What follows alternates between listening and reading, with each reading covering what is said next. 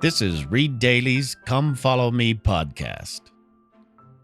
In this podcast series, lesson and scripture audio are combined for a hands-free experience. The Church of Jesus Christ of Latter-day Saints is kindly granting permission to use the audio content heard in this podcast. We express our gratitude for their generosity. At the end of this podcast, you can hear our full disclosure statement or read it on ReadDaily.live.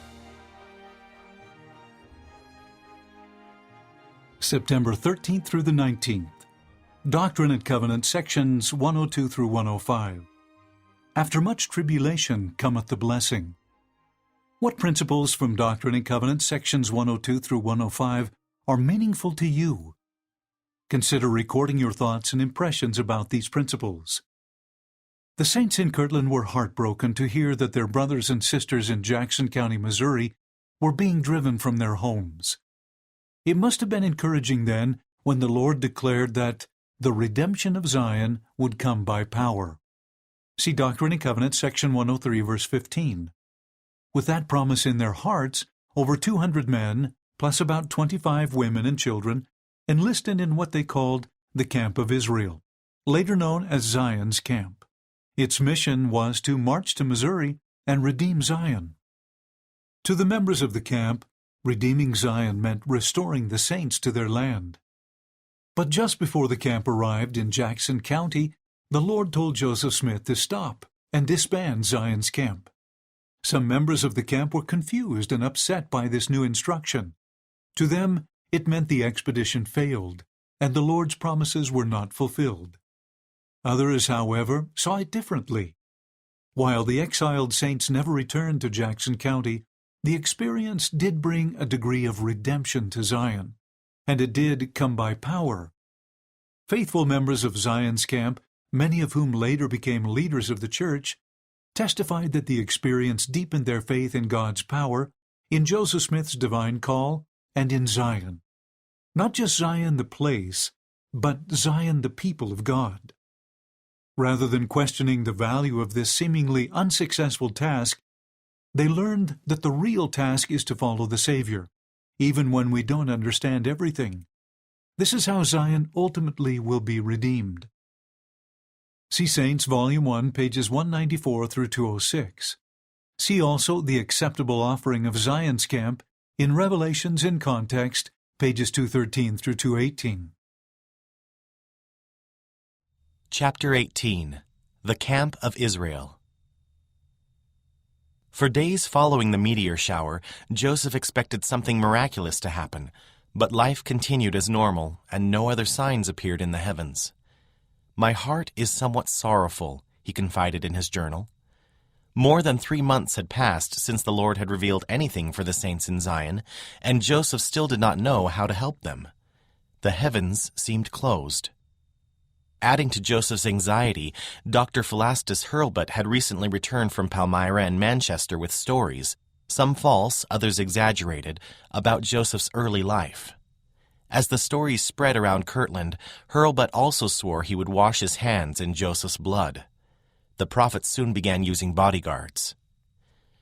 On November 25, 1833, a little more than a week after the meteor shower, Orson Hyde arrived in Kirtland and reported on the saints' expulsion from Jackson County.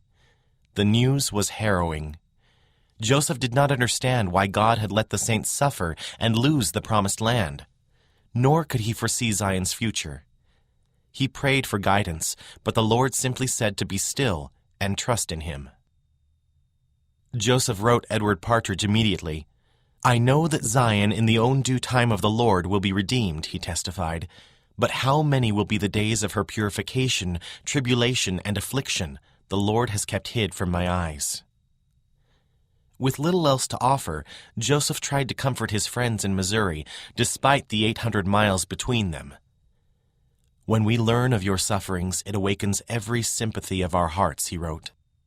"May God grant that notwithstanding your great afflictions and sufferings, there may not anything separate us from the love of Christ."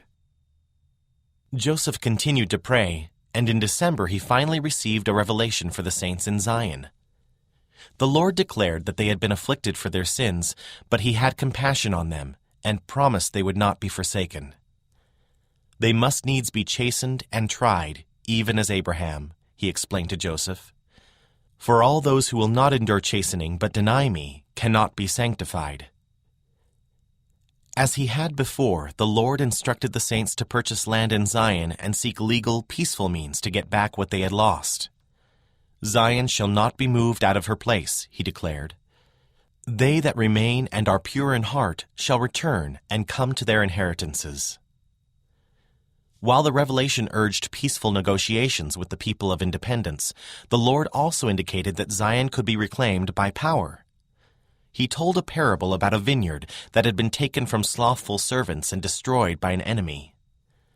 When the Lord of the vineyard saw the destruction, he chastised the servants for their negligence and called them to action. Go and gather together the residue of my servants, and take all the strength of mine house, he commanded. And go ye straightway unto the land of my vineyard, and redeem my vineyard. The Lord did not interpret the parable, but he told the saints that it reflected his will for the redemption of Zion. 2 months later, Parley Pratt and Lyman White came to Kirtland with more news from Missouri. Friendly people across the river from Jackson County had given the saints food and clothes in exchange for labor, but they were still scattered and discouraged. They wanted to know when and how Zion would be rescued from its enemies. After hearing the report, Joseph rose from his chair and announced that he was going to Zion. For 6 months he had offered encouraging words and hope to the saints there as he dealt with other challenges in Kirtland. Now he wanted to do something for them, and he wanted to know who would join him.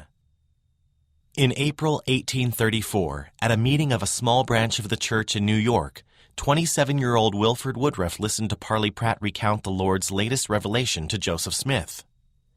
It called on the saints to raise 500 men to march with the prophet to Missouri. The redemption of Zion must needs come by power, the Lord declared. Let no man be afraid to lay down his life for my sake. Parley invited the young and middle-aged men in the branch to go to Zion. Every man who could be spared was expected to go. At the end of the meeting, Wilford introduced himself to Parley. He and his older brother Asmund had joined the church 3 months earlier, and both were teachers in the Aaronic priesthood. Wilford said he was willing to go to Zion, but he had bills to pay and accounts to collect before he could leave. Parley told him it was his duty to get his finances in order and join the march. Later, Wilford spoke to Asmund about going to Zion. Although the Lord had called on every able-bodied man in the church to join the march, Asmund decided to stay, reluctant to leave his home, family, and farm. But Wilford was unmarried, and he was eager to go to Zion with the prophet. Wilford arrived in Kirtland a few weeks later and met Brigham Young and Heber Kimball, who had recently moved to Ohio with their families. Heber worked as a potter, and he and his wife Villate had 2 children. Brigham was a carpenter with 2 small daughters. Recently, he had married a convert named Mary Ann Angell after his first wife Miriam had passed away. Both men were willing to join the march, despite the sacrifices their families would have to make. Mary Ann's cousins, Joseph and Chandler Holbrook, were also joining the march, along with their wives Nancy and Eunice and their young children. Nancy and Eunice planned to help the few other women in camp who would cook, wash clothes, and nurse the sick and wounded along the way to Missouri. Women who stayed home found other ways to support the march. Shortly before leaving for Zion, Joseph said, "I want some money to help fit out Zion, and I know that I shall have it." The next day, he received $150 from a Sister Vose in Boston. Wilford and a handful of saints left for Zion on May 1st. Joseph, Brigham, Heber, and the Holbrooks, along with about 100 other volunteers, left Kirtland several days later and joined up with Wilford along the road. Once assembled, the force was only a small fraction of the 500 the Lord had called for, but they headed west in good spirits, determined to fulfill the Lord's word. Joseph had high hopes for his small band, which he called the Camp of Israel. Although they were armed and willing to fight, as the ancient Israelites had been when they battled for the land of Canaan, Joseph wanted to resolve the conflict peacefully. Government officials in Missouri had told church leaders there that Governor Dunklin was willing to send the state militia to accompany the saints back to their lost lands. He could not, however, promise to keep mobs from driving them out again. Joseph planned to request the governor's aid once the camp of Israel arrived in Missouri, then work with the militia to return the saints to Jackson County. The camp would remain in Zion for a year to keep the saints safe from their enemies. To ensure that everyone in camp was provided for, camp members put their money in a general fund. Following Old Testament patterns, Joseph divided the men into companies, with each group electing a captain. As the camp of Israel moved farther west, Joseph worried about entering enemy territory with his small force. His brother Hiram and Lyman White had recruited additional men among the branches of the church northwest of Kirtland, but they had not yet joined up with the camp of Israel, and Joseph did not know where they were. He also worried that spies were watching the camp's movements and counting their numbers. On June 4th, after a month of marching, the camp reached the Mississippi River. Joseph was tired and sore from the journey, but he felt ready to confront the challenges that lay ahead. He learned that reports and rumors of the camp's movement had already reached Missouri, and hundreds of settlers were preparing for a fight. He wondered whether the saints were strong enough to face them. "Camp is in as good a situation as could be expected," he wrote Emma while sitting on the riverbank. "But our numbers and means are altogether too small." The next day was hot and muggy as the camp of Israel waited to cross the river into Missouri.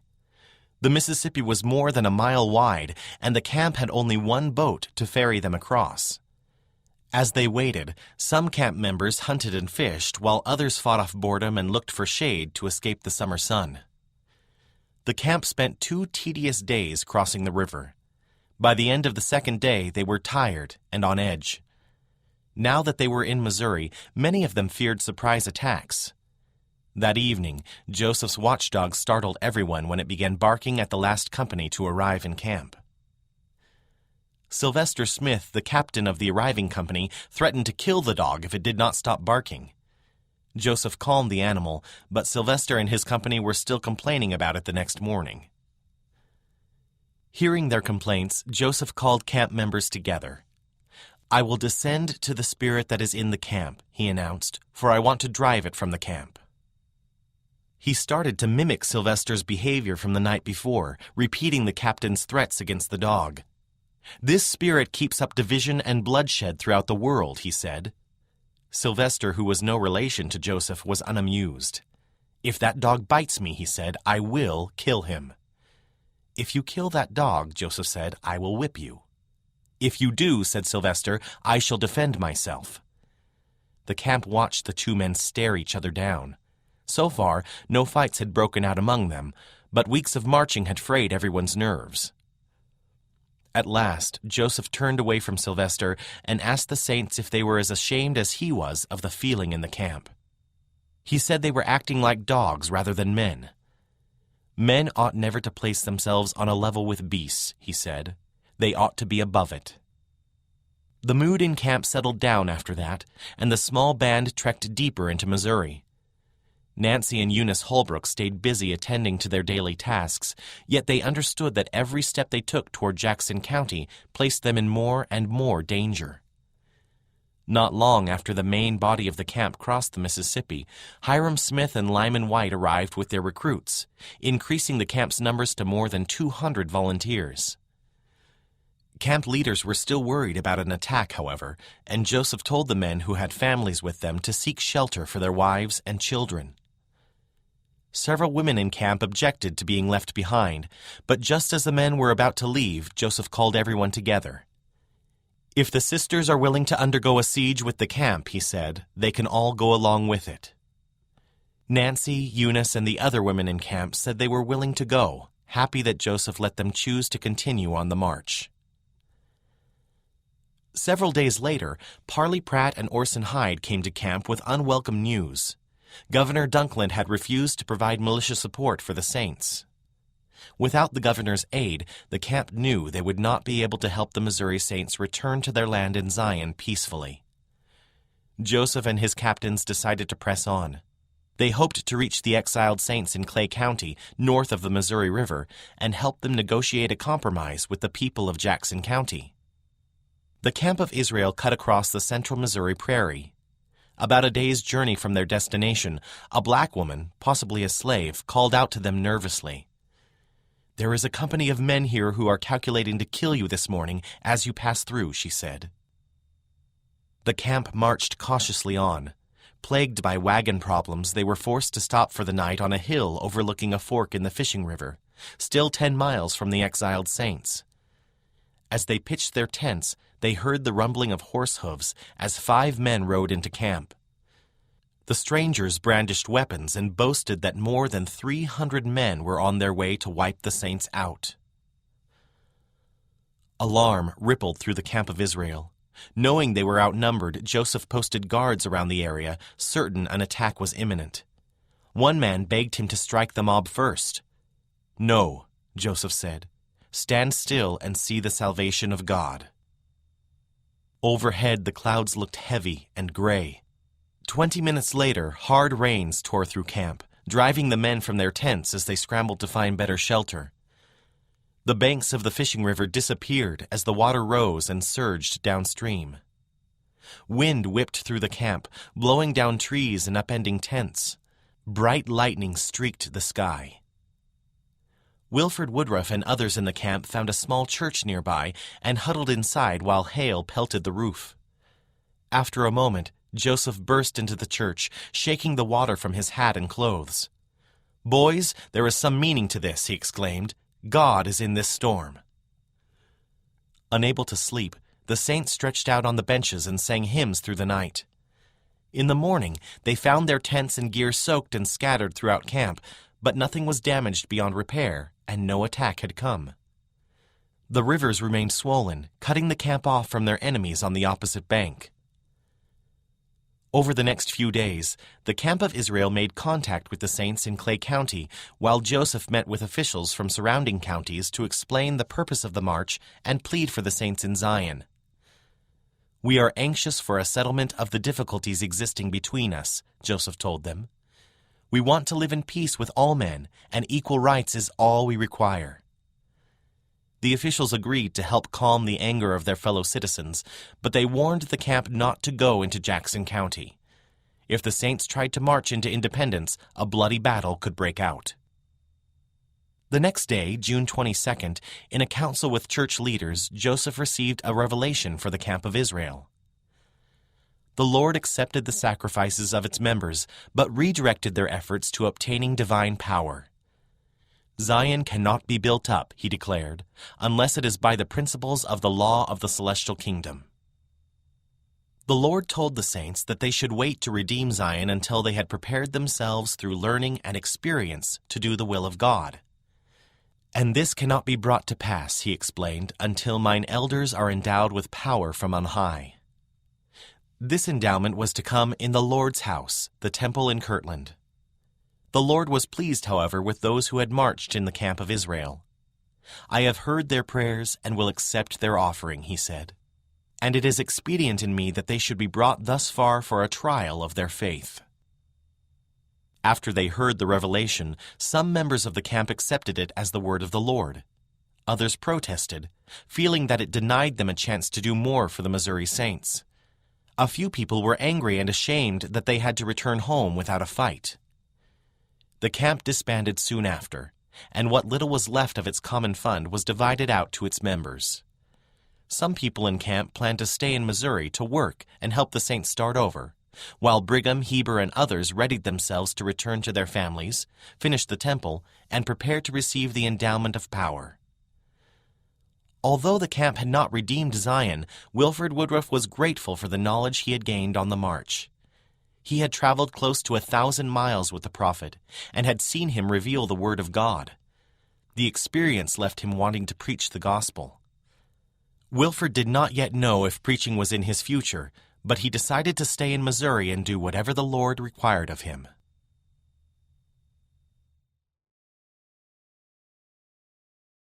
The Acceptable Offering of Zion's Camp. Doctrine and Covenants, sections 103 and 105, by Matthew C. Godfrey. 22-year-old Nathan Baldwin was startled when, in the midst of preaching the gospel in Connecticut in February 1834, he felt a prompting to go west. Nathan, who was born in 1812 in Augusta Township in Upper Canada's Grenville County, had been baptized on April 28, 1833, and had spent time since then preaching in the eastern United States. He quickly obeyed the prompting to go west. "I immediately turned my face to the west," he wrote, "and began to retrace my steps, asking the question at the same time, 'What shall I go west for?'"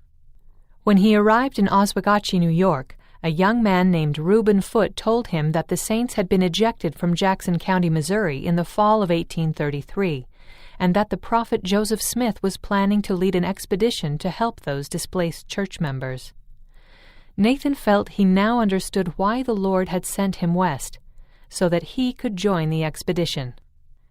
The information that he received in Oswegatchie was correct.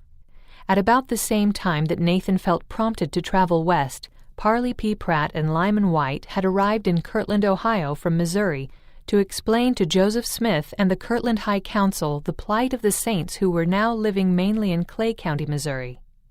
Pratt and White wondered how and when Zion would be redeemed, meaning how and when the saints would regain their Jackson County land. After listening to Pratt and White, Joseph Smith declared that he was going to Zion to assist in redeeming it, and asked for volunteers to go with him. That same day, Joseph received a revelation, now Doctrine and Covenants, section 103, which instructed him to recruit as many as 500 of the strength of the Lord's house, young and middle-aged members of the church, to go to Zion where they would reclaim the Lord's vineyard. A few months earlier, in December 1833, the Lord had hinted at this effort to redeem Zion in the revelation that is now Doctrine and Covenants, section 101. The revelation contained a parable of a nobleman whose vineyard was overrun by his enemies, and who instructed his servant to raise an army to retake his land. In the February 1834 revelation, the Lord designated Joseph Smith as the servant in the parable, and appointed him to lead an expedition to Zion. Nathan Baldwin responded to the call for volunteers. On May 3, 1834, he arrived in Kirtland just 2 days before Joseph departed with a contingent of men for Missouri. About 20 other individuals left Michigan Territory on May 5th as well, under the leadership of Lyman White and Hiram Smith. With recruits gathered along the way, the expedition, known at the time as the Camp of Israel and later called Zion's Camp, eventually numbered about 205 men and approximately 25 women and children. Sidney Rigdon and Oliver Cowdery explained the goals of the expedition in a letter sent to saints throughout the United States, pleading for support. That letter explained that the group would march to Clay County, Missouri, where church leaders would petition Missouri Governor Daniel Dunklin to call out the state militia, something that Joseph Smith and others believed he was willing to do. The militia would escort the saints back to their lands in Jackson County and would then be discharged. The members of Zion's camp would remain, serving as a protective force to ensure that church members were not driven out again. No one knew, however, just what the reaction of those in Missouri would be when the camp entered the state. Nathan Baldwin fully expected to fight as a member of the camp, and as someone more inclined to peace, that worried him. "Hardly anything could be more repugnant to my feelings than the display of the instruments of death," Baldwin recalled, "but I procured a rifle, equipage, and ammunition, and tried to school myself to their practice." The participants largely paid camp expenses themselves. Church members contributed about $300 to the expedition, but that was not enough. Not long after leaving Kirtland, the members of the camp consecrated their money and created a general fund for expenses. Some members had nothing to consecrate. Others, such as John Tanner, contributed as much as $170. Nathan Baldwin felt it an honor to consecrate $14 of his own. The camp was also organized into companies of 12 men each, with each man having a certain responsibility within the company. Nathan was given the assignment of supplying water. For the next month and a half, Nathan and the rest of Zion's camp marched through Ohio, Indiana, and Illinois on the way to Missouri. The pace was brisk as the camp covered as many as 40 miles a day. As the wagons were mostly filled with baggage, we had to travel on foot, Nathan later remembered. This resulted in sore feet, blisters, and even toes so scalded that our stockings were wet with blood. Although some in the camp, such as Sylvester Smith, complained throughout the journey, disgusted with the food the camp had to eat and the lack of water, Nathan, along with the majority of the camp, stoically soldiered on without complaining, even when the only thing he had to drink was dew gathered by scooping a dish suddenly through the grass. In early June 1834, the camp crossed the Mississippi River into Missouri. On June 7th, they reached the Salt River, where a branch of the church was located. On June 8th, the Kirtland contingent was joined by the Michigan Territory Group, and after reorganizing on June 12th, the camp continued the journey toward Clay County. On June 19th, Nathan remembered, the group encamped on an eminence between two forks of Fishing River, near a Baptist meeting house built of hewn logs. As the party prepared the camp for the evening, several armed men approached and told the group they would see hell before morning. A large group of men, Nathan remembered it as 1,600, but others placed it around 500, waited to attack the camp when the sun had set. No sooner had this threat been made, Nathan recalled, than a small black cloud appeared in the west and increased in size until shortly the whole blue arch was draped in black, presenting a vengeful appearance, while the rain descended in torrents, the winds bellowed, and such vivid flashes of lightning and such peals of thunder are seldom seen and heard. Hail fell as well, some as big as tumblers, breaking off tree limbs and splintering fence rails. The great storm caused the river to become wonderfully swollen so that they could not advance, neither could their enemies reach them if they had a mind so to do. Nathan and other members of the camp perceived the storm as evidence of God's protection, as it prevented the group of men from attacking the camp. The Lord had previously said he would fight the battles of his saints, Nathan stated, and it seemed as though the mandate had gone forth from his presence to ply the artillery of heaven in defense of his servants. 2 days after the storm, a group of men representing Ray and Clay counties entered the camp and told Joseph Smith that the camp's approach had enraged the majority of western Missourians. Indeed, some newspapers reported that a large contingent of men had gathered in Jackson County, ready to shed blood in case the camp crossed the Missouri River. The representatives from Ray and Clay counties told the camp what course would be policy for the camp to pursue in order to secure the favor and protection of western Missourians. Joseph Smith also learned that Missouri Governor Daniel Dunklin did not wish to call out the state militia at that time, meaning that there would be no militia guard to accompany the saints back to their Jackson County lands. On June 22nd, Joseph held a council to determine what steps the camp should take. During the council, he dictated what is now Doctrine and Covenants, section 105, a revelation that, according to camp participant Joseph Holbrook, showed the mind of God concerning the redemption of Zion.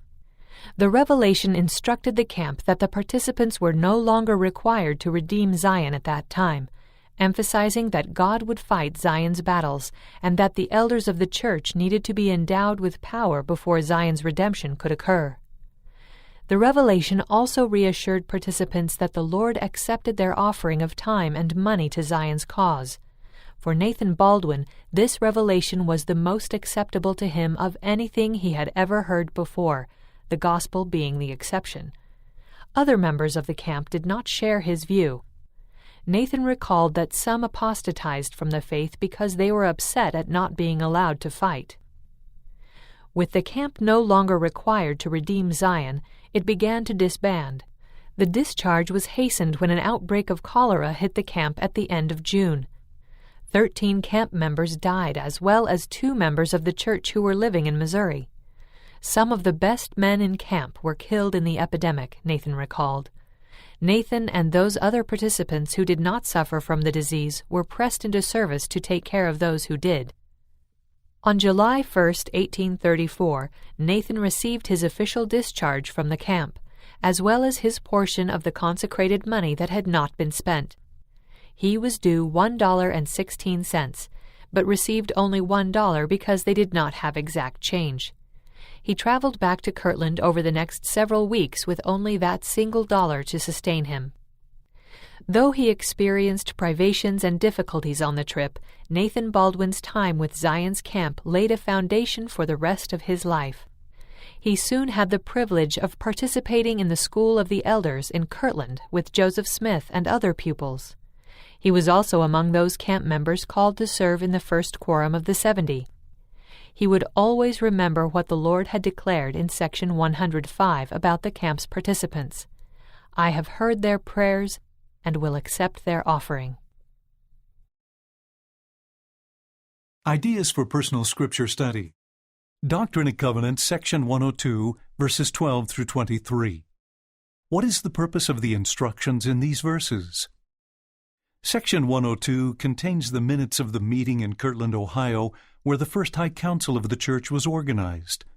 Verses 12 through 23 describe procedures High Councils follow when holding membership councils for those who have committed serious transgressions.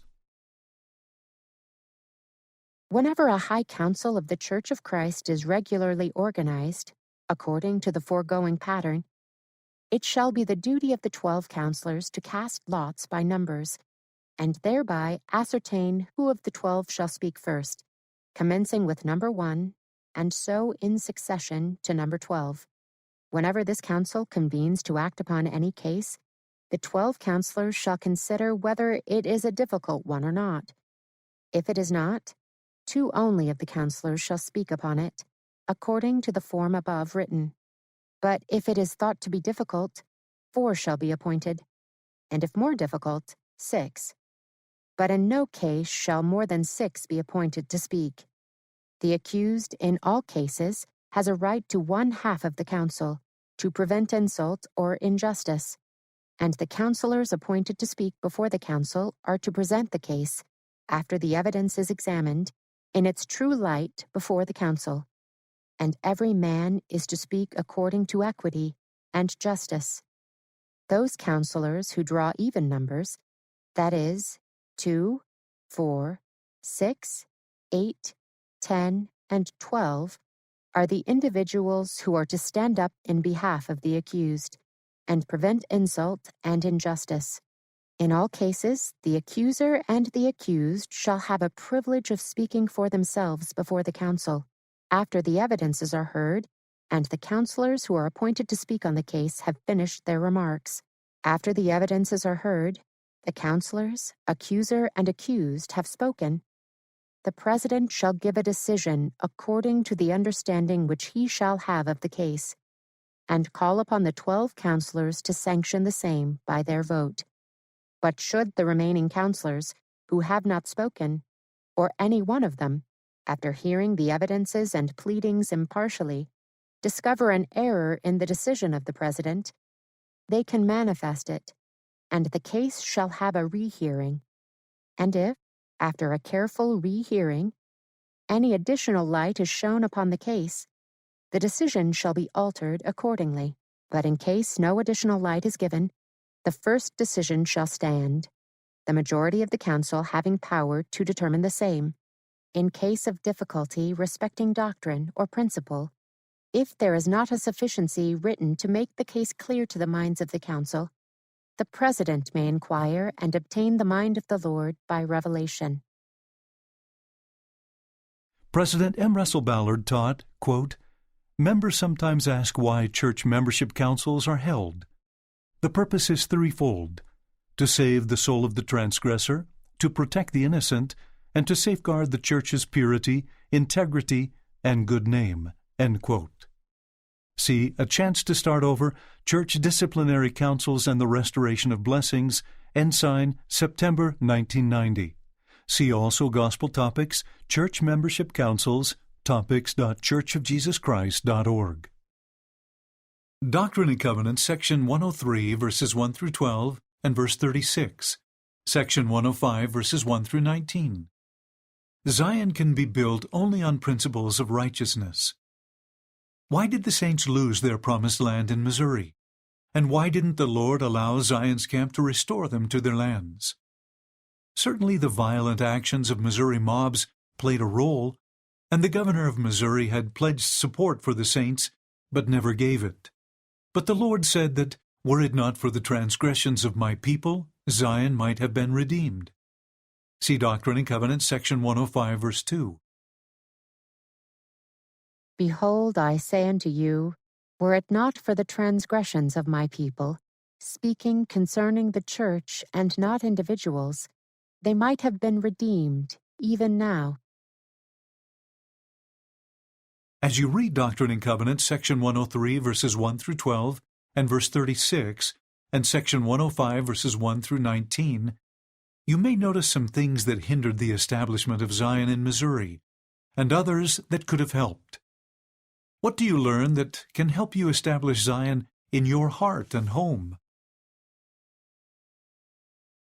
Verily I say unto you, my friends, behold, I will give unto you a revelation and commandment, that you may know how to act in the discharge of your duties concerning the salvation and redemption of your brethren, who have been scattered on the land of Zion, being driven and smitten by the hands of mine enemies, on whom I will pour out my wrath without measure in mine own time. For I have suffered them thus far, that they might fill up the measure of their iniquities, that their cup might be full, and that those who call themselves after my name might be chastened for a little season with a sore and grievous chastisement, because they did not hearken altogether unto the precepts and commandments which I gave unto them. But verily I say unto you, that I have decreed a decree which my people shall realize, inasmuch as they hearken from this very hour unto the counsel which I, the Lord their God, shall give unto them. Behold, they shall, for I have decreed it, begin to prevail against mine enemies from this very hour, and by hearkening to observe all the words which I, the Lord their God, shall speak unto them, they shall never cease to prevail until the kingdoms of the world are subdued under my feet, and the earth is given unto the saints, to possess it forever and ever.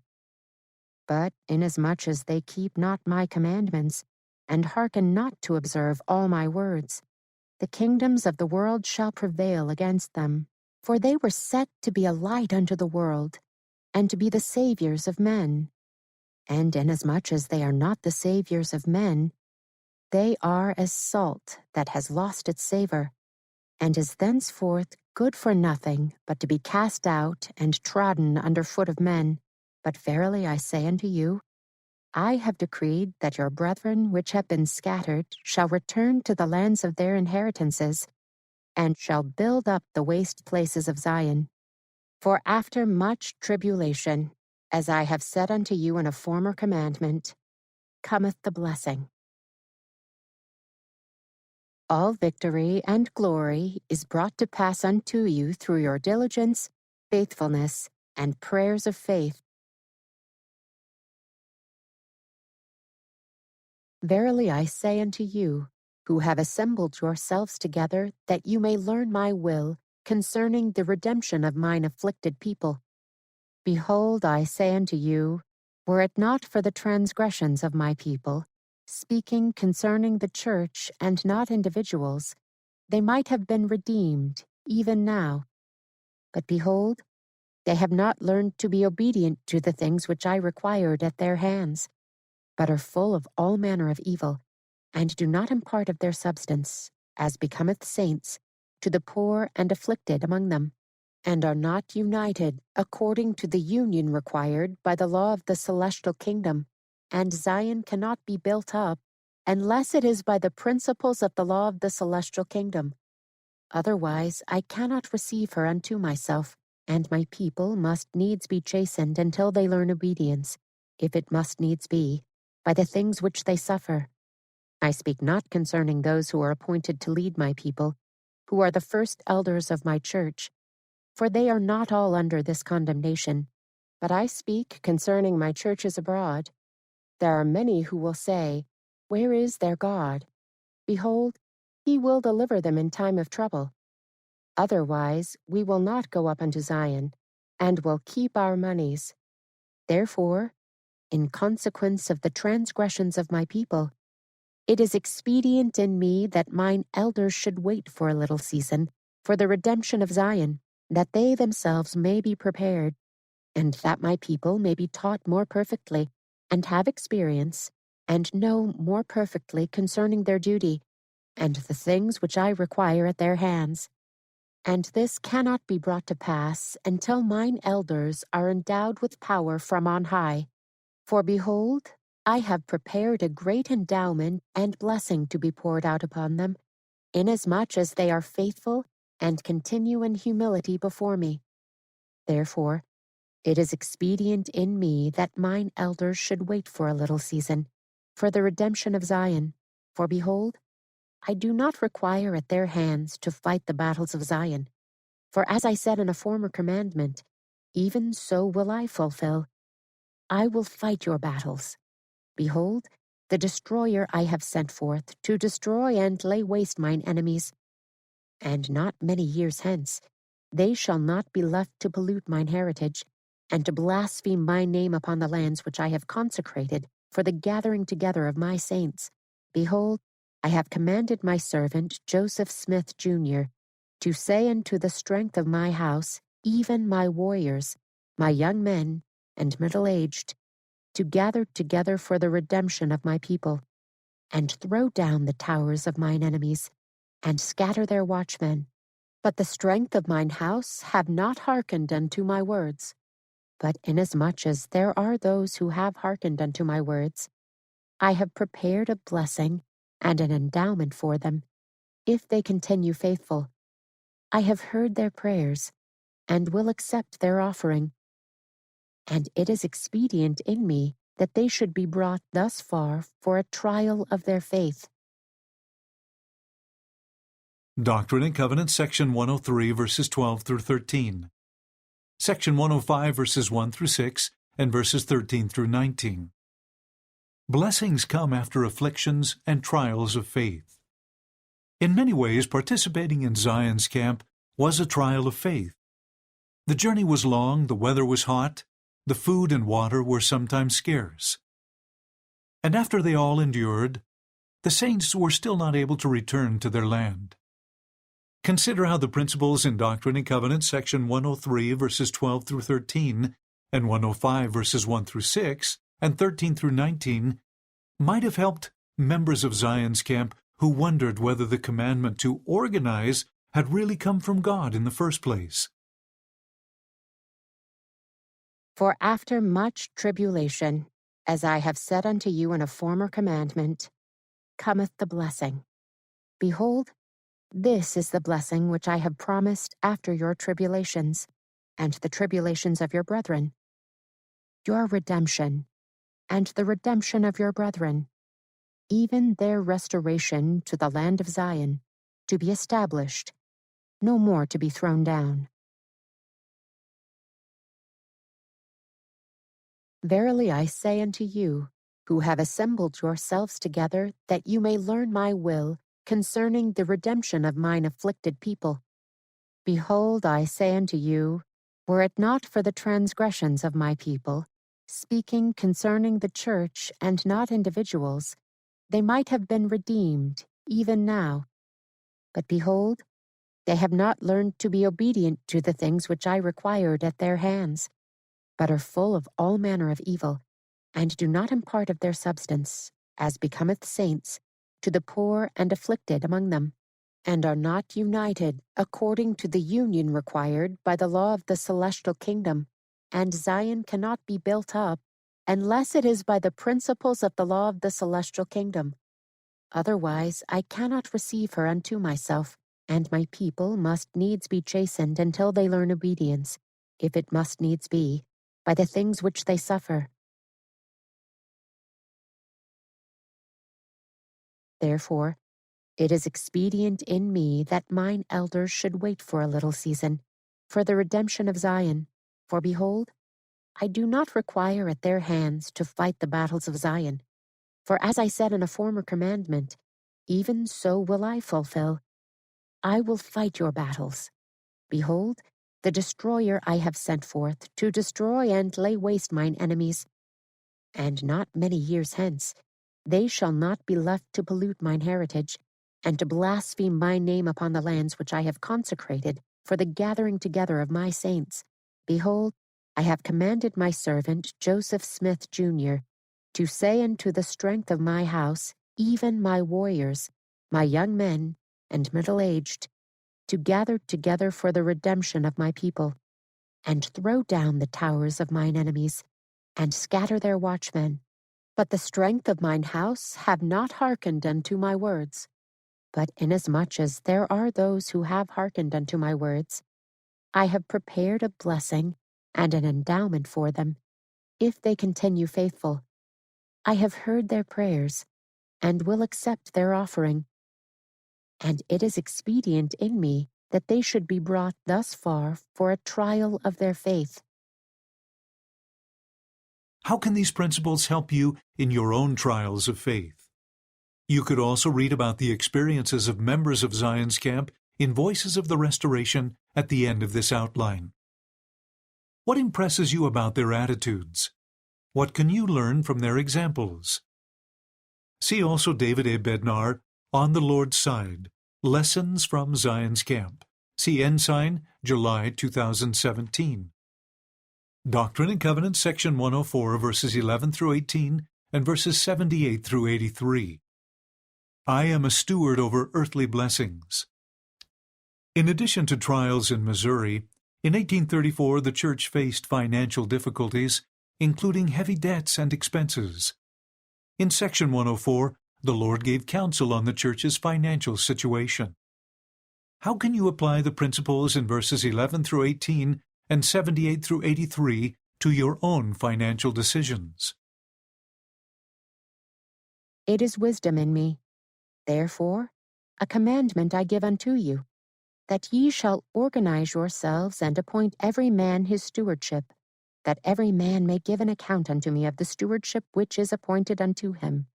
For it is expedient that I, the Lord, should make every man accountable, as a steward over earthly blessings, which I have made and prepared for my creatures. I, the Lord, stretched out the heavens, and built the earth, my very handiwork. And all things therein are mine, and it is my purpose to provide for my saints. For all things are mine, but it must needs be done in mine own way.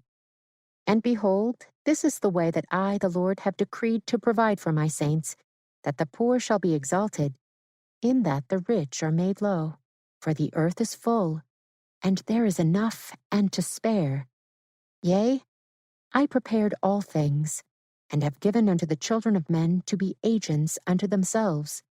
Therefore, if any man shall take of the abundance which I have made, and impart not his portion, according to the law of my gospel, unto the poor and the needy, he shall, with the wicked, lift up his eyes in hell, being in torment. And again, verily I say unto you, concerning your debts, behold, it is my will that you shall pay all your debts. And it is my will that you shall humble yourselves before me, and obtain this blessing by your diligence and humility, and the prayer of faith. And inasmuch as you are diligent and humble, and exercise the prayer of faith, behold, I will soften the hearts of those to whom you are in debt, until I shall send means unto you for your deliverance. Therefore, write speedily to New York, and write according to that which shall be dictated by my Spirit. And I will soften the hearts of those to whom you are in debt, that it shall be taken away out of their minds to bring affliction upon you. And inasmuch as ye are humble and faithful, and call upon my name, behold, I will give you the victory. I give unto you a promise, that you shall be delivered this once out of your bondage. To learn about one of the ways the Lord prepared for the church to be delivered from the bondage of debt, watch Treasure in Heaven, The John Tanner Story. See video, churchofjesuschrist.org.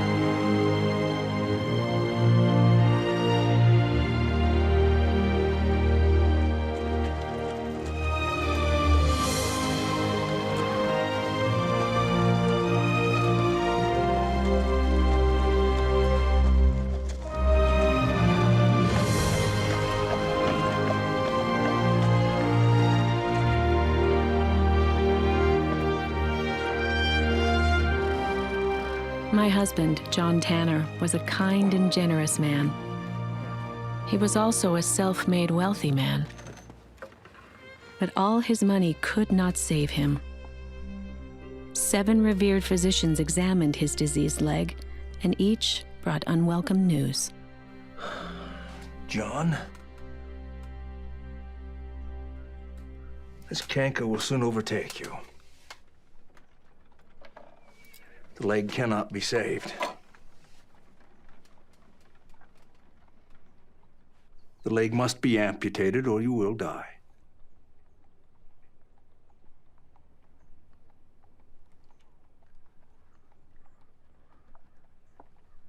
I am grateful for your efforts on my behalf, Dr. Black. But the leg and I came into this world together, and together we shall depart it. John, to be obstinate... Thank you, Doctor. But the leg and I will now be leaving. John, keep it dry, please.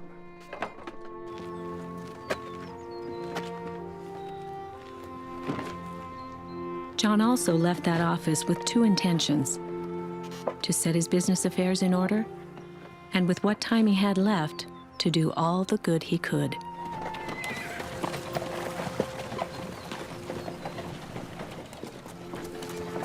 The opportunity came through a notice.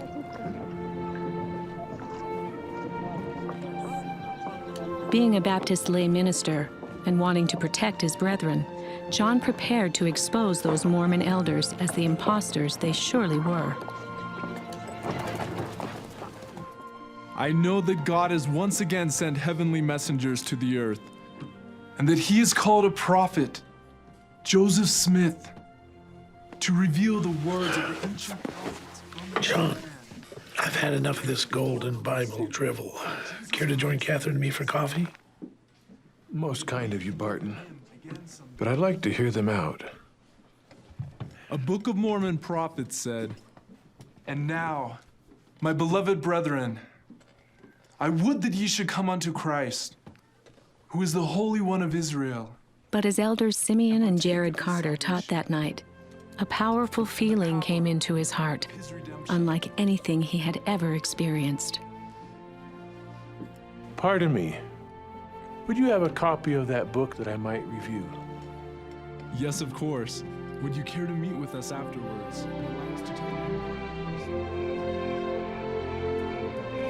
Over the next several days, he pored over it, comparing it side by side with the Bible. Yes, I believe everything. For John and me, everything those Mormon elders taught resonated with an undeniable spirit. Then will you accept the Savior's invitation to be baptized? I know baptism is essential, but I cannot. It is my leg. My lameness. I cannot endure baptism. And I am about to depart this life. John Tanner, do you believe that Jesus Christ healed a crippled man at the water of Bethesda? Well, yes, with all the certainty of my soul. And did not his disciples, Peter and John, heal a man lame from birth at the gates of the temple? If that priesthood power was part of the primitive church, would it not follow that it would be found in the restored church? Yes. Do you have faith sufficient to be healed?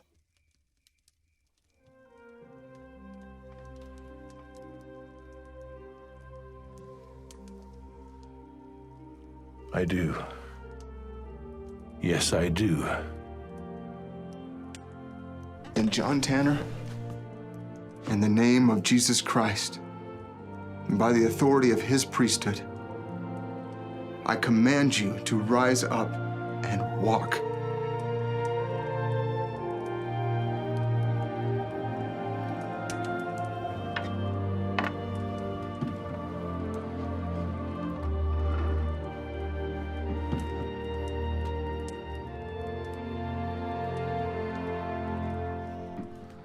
You need not fear.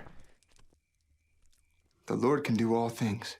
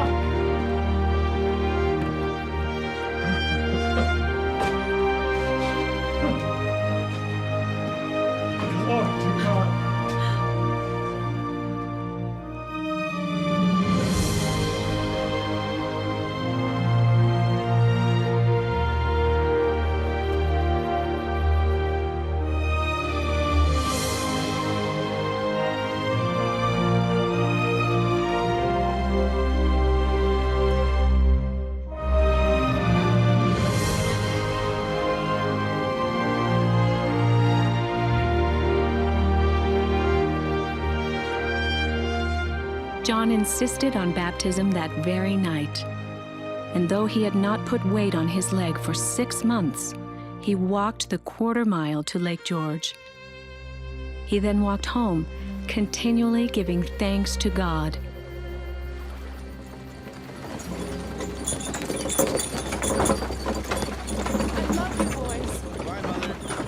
From the moment of his conversion, John gave his all. He supplied and equipped 2 of our sons, Nathan and John Joshua, plus another 50 men to go to Zion's camp. And a few months later, paid to furnish 7 families headed to Kirtland and Missouri. John, Elizabeth, this is not a commandment, but it is a word of wisdom. But John Tanner's story is not only about what he gave, but also about what he gave up.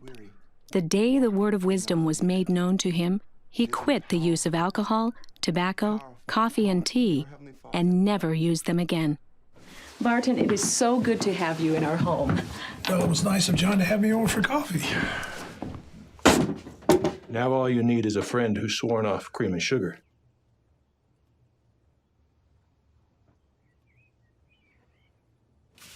As we prepared to join the saints, John sold our hotel, several homes, 2 large farms, orchards, a dairy, a sawmill, an island, and more than 2,200 acres of timberland. In early December of the following year, the church was in serious financial trouble. Mortgage payments on the temple land were past due. Resources were exhausted. Foreclosure was imminent. We have 2, perhaps 3 weeks at best. Then they will reclaim it. Tear down the walls and plow them under. I'm not sure what else we can do. Thank you, Brother Rigdon.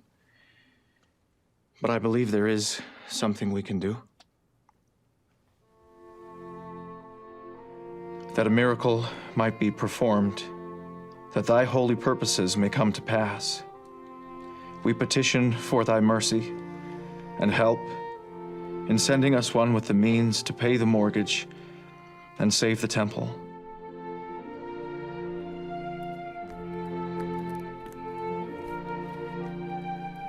Are you ill?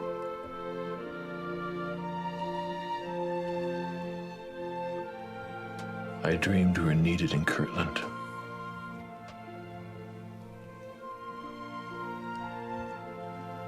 When shall we leave? Immediately.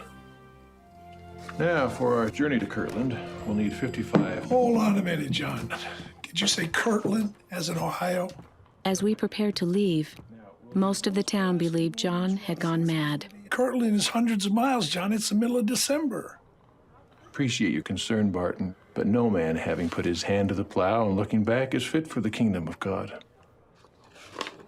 Despite every effort by friends to dissuade him, on Christmas Day, 1834, we loaded up our family and a few others, all our earthly possessions, and departed. 25 days and 500 miles later, our tired and winter-wearied family finally arrived in Kirtland, knowing we needed to be there, but not really knowing why. But the rigors of our journey seemed to melt away as we were finally able to meet the prophet. And I am John Tanner. Brother Tanner, I know of your good heart. I believe a better name for you is Father Tanner.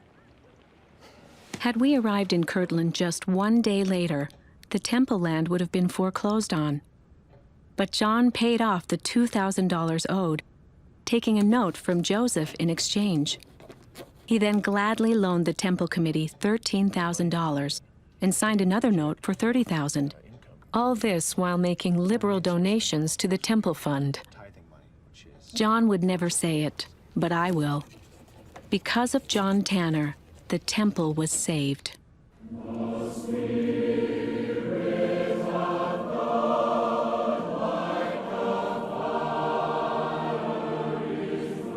When the temple was completed, we were blessed to participate in its dedication.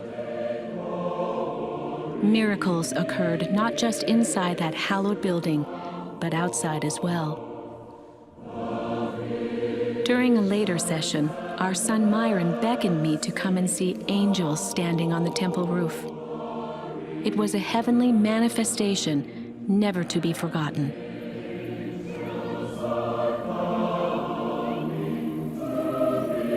But John's giving didn't stop there.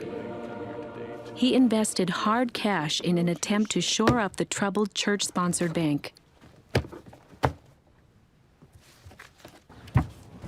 Despite his sacrifice, the Kirtland Safety Society closed its doors in November 1837. And with it went the last of John's fortune. Unfazed, he was determined to follow the prophet, and we embarked on the 1,000-mile journey to Missouri with 9 of our children. I paid my obligations and was then left with one old broken-down horse, an old wagon, and $7.50.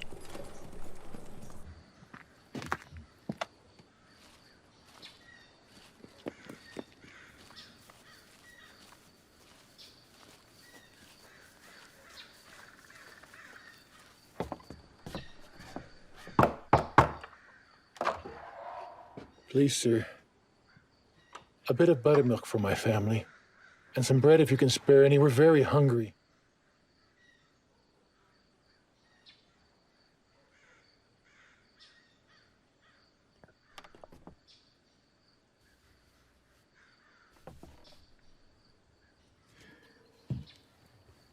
Good day, son.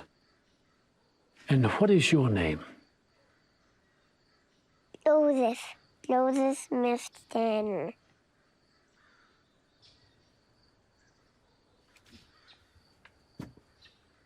No, sir. I beg of you.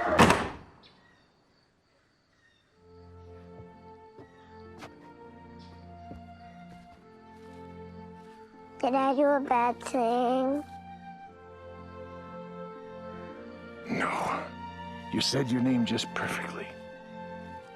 In only 3 years, we had gone from vast wealth to begging for our bread.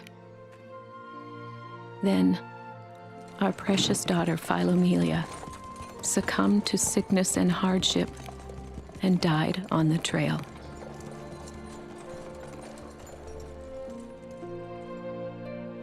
Moving with the saints again, we settled in Montrose, just across the river from Nauvoo, and worked hard to rebuild and to pay off other church debt still owed from the Kirtland period.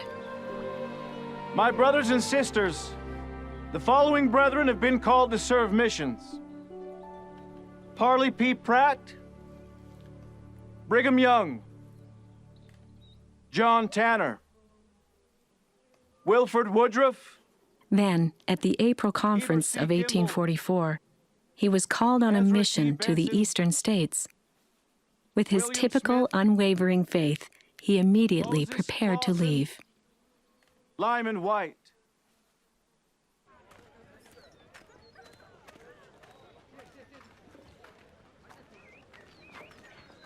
Brother Joseph. Father Tanner. I leave today for my mission. But before I go, there is a matter I would like to settle with you. It is the loan on the Kirtland Temple land. The Lord raised you up, Father Tanner, that you could build his kingdom through your sacrifices at this crucial time. I am eternally grateful that you were worthy and responded to his call. I am in your debt. What shall I do with this note? Brother Joseph, the only debt is one of gratitude, and that is mine.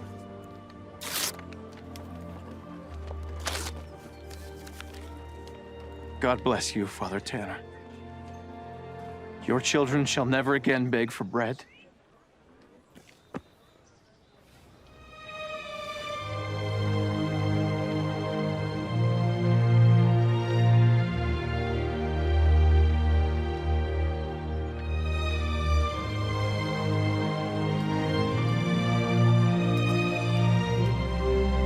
It is estimated that in all, John gave over $50,000 to the church.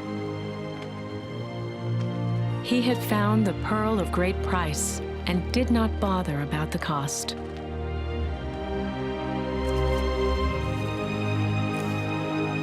John Tanner not only understood the law of consecration, he lived it. Father Tanner!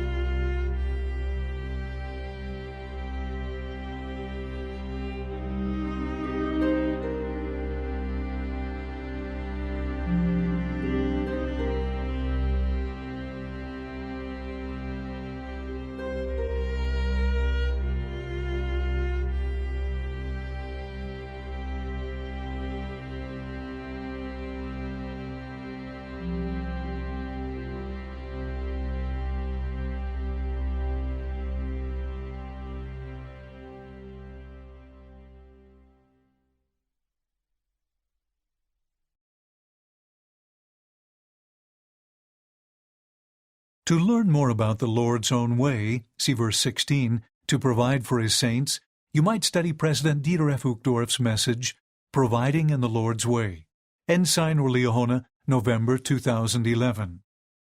Ideas for Family Scripture Study and Home Evening. Doctrine and Covenants, Section 103, verse 12 and verse 36, and Section 105, verses 9 through 13. Has your family, or one of your ancestors, ever been asked to do something that didn't turn out the way you expected? What can you learn from the reactions of members of Zion's camp when their journey did not turn out as they expected? See Voices of the Restoration at the end of this outline. Doctrine and Covenants, Section 104, verses 13 through 18. What has the Lord given us? What does He expect us to do with these things? Doctrine and Covenants, Section 104, verses 23 through 46. Your family could search these verses to find how many times the Lord promises to multiply blessings, see verse 23, for those who are faithful. Maybe this would be a good time to count your blessings. See Count Your Blessings, hymns number 241, and discuss how doing so could help us during difficult times. Small children might enjoy drawing pictures of blessings they are especially thankful for. Doctrine and Covenants, Section 105, verses 38 through 41. How can we make proposals for peace, see verse 40, when others treat us unkindly or unfairly? What can we do to be an ensign of peace, see verse 39, in our home? For more ideas for teaching children, see this week's outline in Come Follow Me for Primary. Suggested song, Count Your Blessings, hymns number 241. Voices of the Restoration. Zion's Camp. Because Zion's Camp never restored the saints to their lands in Jackson County, many people felt that their endeavor was a failure. However, many participants of Zion's Camp looked back on their experience and saw how the Lord fulfilled a higher purpose in their lives and in His kingdom. Here are some of their testimonies. Joseph Smith. Over 40 years after Zion's Camp, Joseph Young, who had been a member of the camp, reported that Joseph Smith said the following, quote, Brethren, some of you are angry with me because you did not fight in Missouri. But let me tell you, God did not want you to fight. He could not organize His kingdom with 12 men to open the gospel door to the nations of the earth, and with 70 men under their direction to follow in their tracks, unless He took them from a body of men who had offered their lives, and who had made as great a sacrifice as did Abraham. Now the Lord has got His 12 and His 70, and there will be other quorums of 70s called, who will make the sacrifice, and those who have not made their sacrifices and their offerings now will make them hereafter. End quote. See footnote number 1 at the end of the chapter. Brigham Young. Quote, When we arrived in Missouri, the Lord spoke to His servant Joseph and said, I have accepted your offering, and we had the privilege to return again. On my return, many friends asked me what profit there was in calling men from their labor to go up to Missouri and then return, without apparently accomplishing anything. Who has it benefited? Asked they. If the Lord did command it to be done, what object had He in view in doing so? I told those brethren that I was well paid, paid with heavy interest, yea, that my measure was filled to overflowing with the knowledge that I had received by traveling with the prophet. End quote. See footnote 2 at the end of the chapter. Wilford Woodruff. Quote, I was in Zion's camp with the prophet of God. I saw the dealings of God with him. I saw the power of God with him. I saw that he was a prophet. What was manifest to him by the power of God upon that mission was of great value to me and to all who received his instructions. End quote. See footnote 3 at the end of the chapter. Quote, When the members of Zion's camp were called, many of us had never beheld each other's faces. We were strangers to each other, and many had never seen the prophet. We had been scattered abroad, like corn sifted in a sieve, throughout the nation. We were young men, and we were called upon in that early day to go up and redeem Zion. And what we had to do? we had to do by faith. We assembled together from the various states at Kirtland and went up to redeem Zion, in fulfillment of the commandment of God unto us. God accepted our works as he did the works of Abraham. We accomplished a great deal, though apostates and unbelievers many times asked the question, "What have you done?" We gained an experience that we never could have gained in any other way. We had the privilege of beholding the face of the prophet, and we had the privilege of traveling 1,000 miles with him and seeing the workings of the Spirit of God with him, and the revelations of Jesus Christ unto him, and the fulfillment of those revelations. And he gathered some 200 elders from throughout the nation in that early day, and sent us broadcast into the world to preach the gospel of Jesus Christ. Had I not gone up with Zion's camp, I should not have been here today in Salt Lake City serving in the Quorum of the 12. By going there, we were thrust into the vineyard to preach the gospel, and the Lord accepted our labors. And in all our labors and persecutions, with our lives often at stake, we have had to work and live by faith." End quote. See footnote 4 at the end of the chapter. Quote, "The experience we obtained in traveling in Zion's camp was of more worth than gold." End quote. See footnote number 5 at the end of the chapter.